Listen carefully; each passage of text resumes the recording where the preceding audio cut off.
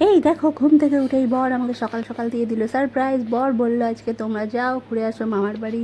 আমি তো কিছুতে বিশ্বাস করতেই পারছিলাম না। তো আজ সকাল সকাল বেরিয়ে পড়েছি মাকে নিয়ে, মেয়েকে নিয়ে।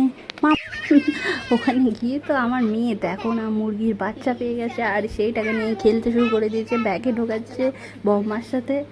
ও যা করেছে আজকে দেখো, সে নিয়ে আসবেই নিয়ে আসবেই। অনেক কষ্টে ওর হাত থেকে ছাড়ানো হয়েছিল, আর কি অবস্থা করেছিল আজকে আমার মেয়ে। আমরা এই মামার বাড়ি থেকে ঘুরে এবার বাড়ি আসছি, পুরো ঝলসে গেছি গরমে। গাড়ি থেকে নেমে অনেকটা হাঁটতে হয়েছে আমার। এবার আমরা বাড়ির দিকে রওনা হচ্ছি। যা গরম লাগছে, এসিতে বসে আছি কিন্তু তবুও প্রচুর গরম লাগছে।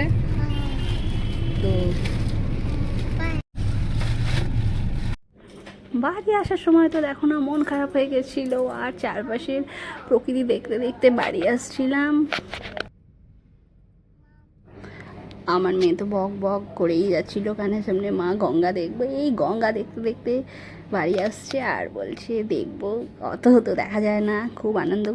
তো বন্ধুরা বাড়ি আসার সময় আমার মেয়ের রিয়াকশনটা শুধু দেখো, রিয়াকশন দেখো। তুমি কি বলছো? হ্যালো ফ্রেন্ড, কি বলছো ফ্রেন্ডসদের কি বলছো?